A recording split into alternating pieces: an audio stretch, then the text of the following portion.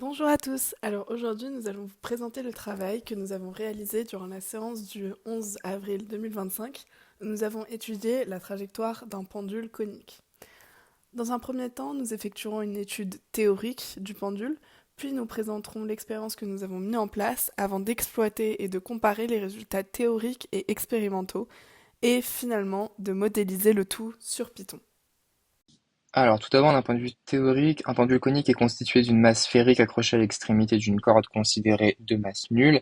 Et dans la situation qu'on va étudier, l'expérimentateur lance la masse afin qu'elle effectue un mouvement de rotation autour du point O, ce qu'on peut voir sur le schéma qui représente un pendule conique avec l'origine et les axes utilisés pour l'étude théorique.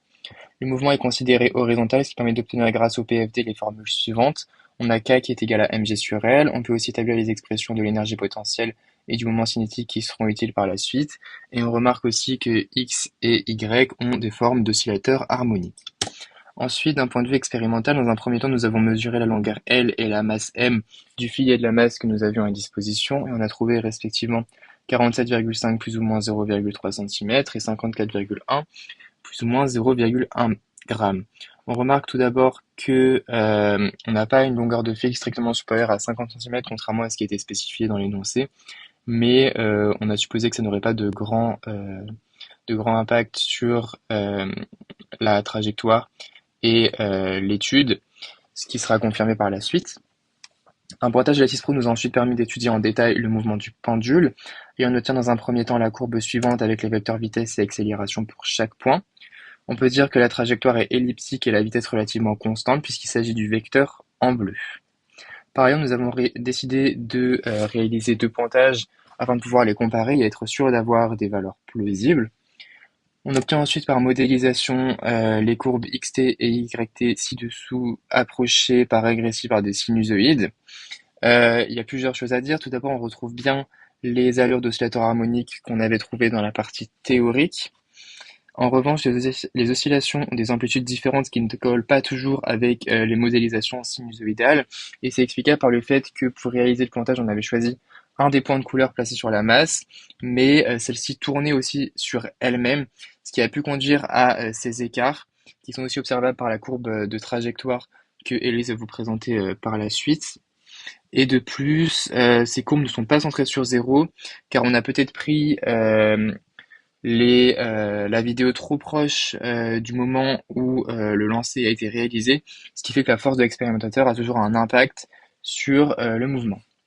Finalement, pour l'exploitation, on a tout d'abord calculé la valeur de K avec la formule théorique et on a obtenu 1,12 plus ou moins 0,01 newton par mètre avec l'incertitude obtenue par propagation des incertitudes, alors que grâce aux valeurs expérimentales, on obtient, grâce à la formule K est égal à oméga 0 carré fois m, pour la modélisation 1, K1 qui est égal à 1,06 et K2 est égal à 1,09 pour la modélisation 2, avec dans les deux cas une incertitude de 0,01 newton par mètre.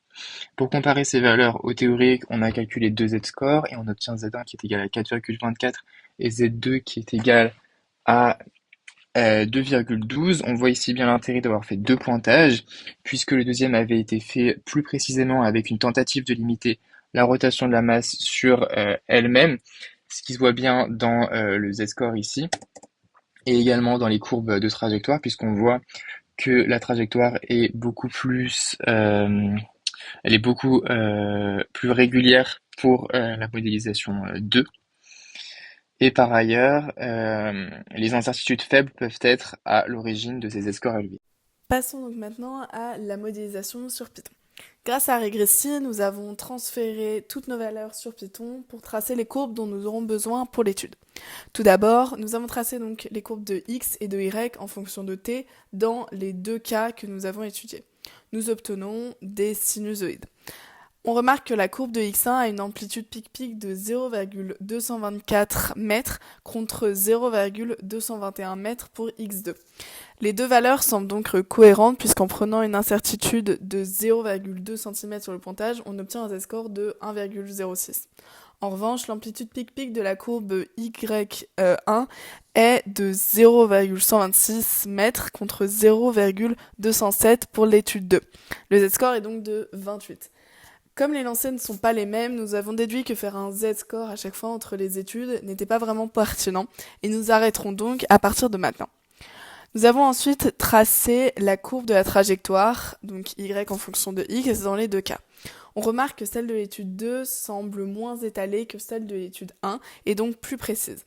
En effet, durant le lancer 2, la balle a moins tourné sur elle-même, donc c'est pour ça que les points sont moins étalés que sur le lancer 1. Finalement, nous avons tracé les courbes correspondant aux énergies potentielles, cinétiques ainsi que mécaniques dans les deux études.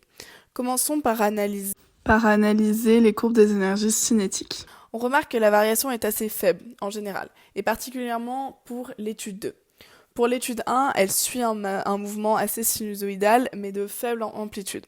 Cela n'est pas surprenant puisque, comme vu auparavant, nous avions remarqué que le vecteur vitesse gardait approximativement la même norme tout au long du mouvement. Comme l'énergie cinétique dépend de celui-ci, ce résultat surprend donc peu. Pour l'énergie potentielle, comme vu dans la partie théorique, son expression est 1/2 de k fois x carré plus y carré. Les courbes de x et de y étant toutes deux sinusoïdales, leur carré l'est aussi, et donc la somme des deux aussi. La courbe de l'expression de l'énergie potentielle est donc une sinusoïde d'amplitude pic-pic de 0,27 joules pour l'étude 1 et de 0,5 joules pour l'étude 2. Dans les deux cas, cette variation est donc beaucoup plus élevée que celle de l'énergie cinétique. Finalement, on observe que la courbe de l'énergie mécanique suit surtout celle de l'énergie potentielle. Cela s'explique donc par la faible variation de l'énergie cinétique, qui peut être négligée face à celle de l'énergie potentielle, et particulièrement dans l'étude 2. Enfin, notre dernier objet d'étude est le module du moment cinétique. Pour cela, nous avons utilisé la formule trouvée dans l'étude théorique, soit m fois x fois v de y moins y fois v de x. Nous obtenons une autre courbe sinusoïdale. Encore une fois, ce résultat ne surprend pas de la même manière que pour les autres courbes. Comme notre formule dépend uniquement de variables ayant des courbes sinusoïdales, nous obtenons bien une sinusoïde d'amplitude pic-pic 0,25 joules seconde pour l'étude 2 et 0,017 pour l'étude 1. Pour conclure, nous espérons que cette étude vous aura intéressé, que vous aurez appris des choses et n'hésitez pas à vous abonner, à liker et à partager la vidéo.